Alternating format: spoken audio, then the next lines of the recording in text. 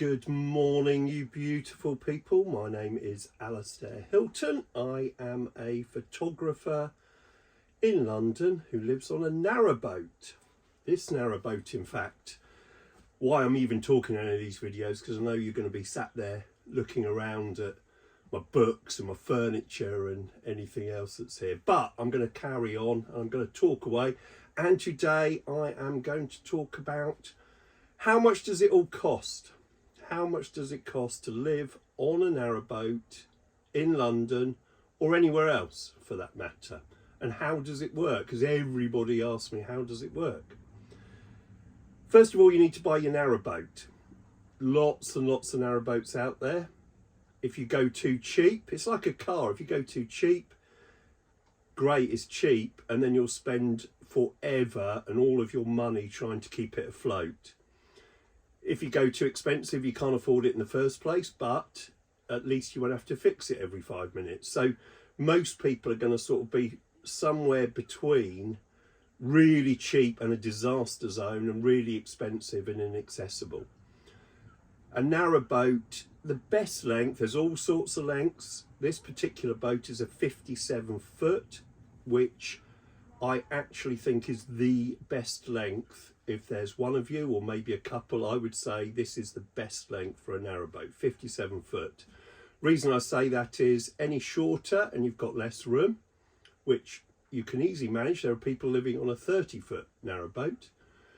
If you get it longer though, it's really hard to find a mooring, to be honest with you. And it gets more difficult to steer, etc, etc. Yes, you can easily steer it, once you know what you're doing, but it's more of a handful. So I think 57 is a good balance. Price wise, I would say probably the cheapest you're likely to find is £30,000, and then up to probably sort of 60-ish thousand pounds as being the sort of price bracket that will get you something that you could live on, that will work without breaking down every 5 minutes, and will be a pleasure rather than a disaster zone. So between 30,000 and 60,000, I would say, for a 57 foot narrowboat. Once you've bought your boat, you then need to buy a licence off CRT, that's Canals and Rivers Trust. They are the people that manage and own all of the 2,000 miles or so of canals in England, and that varies on the length you've bought, but about £1,300, £1,400 a year. That then entitles you to moor anywhere you like. Well, anywhere you're allowed to moor, which is a lot of places. So over the 2,000 miles of canal. So £1,300, £1,400 a year, and then it's free to moor every night. Most places, there are exceptions, but most places it's then free to moor. You can then stay for 2 weeks and then have to move on again somewhere else, at least a mile away or more. And that's called a continuous cruiser licence. You can find a permanent mooring in London. A permanent mooring will cost you minimum £7,000 or £8,000 a year, up to probably about £15,000 a year on the canals. So if you really just want to live on a boat but you don't want to do any boating, you want a permanent mooring, but you are looking at a lot more money, sort of 10 times, 5 to 10 times the price of continuous cruising. And in all honesty, people say to me, well, isn't it a pain in the bum moving every 2 weeks? And I think, well, no, it isn't. If you can't move every 2 weeks, and there are plenty who can't, but if you can't move every 2 weeks, I don't understand it. You've only got to move for an hour, 2 hours. And who wants to live on a boat in the same place every day? It's like having a car and sitting in a driveway in it and never reversing out of your driveway. So I actually enjoy moving every 2 weeks. After that, so you bought your boat, you bought your licence, then what have you got to do? I would recommend that you have solar panels fitted.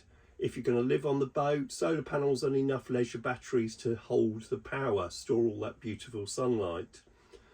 If they're not already on the boat, that's going to cost you about £5,000 for solar panels and some leisure batteries. but you then have free electricity all the time, forever and ever. I've been on this boat over 7 years and I've never plugged into electricity, never. So free electricity for 7 years. I'm guessing in your house you've spent more than that, more than £5,000 in 7 years on electricity. Maybe I'm wrong. After that, you have to pay every 4 years. You have to have your bottom blacked or matron. That costs about £800,000-900,000, something like that. And that blacks the bottom so it doesn't get the algae and the weed and the, you know, everything else ruining the underside of your boat. So that's say £1,000 every 4 years. After that, you've got gas bottles. You have to work off LPG gas in bottles. A bottle lasts me, that costs about 40 quid. I mean, it goes up every 30 seconds. But anyway, 40 quid, say, for a bottle. That will last me, for cooking on a hob, months and months and months and months. I would say anything up to 6 months for one bottle, but between 3 and 6 months. So absolutely negligible sort of expense. I worked it out.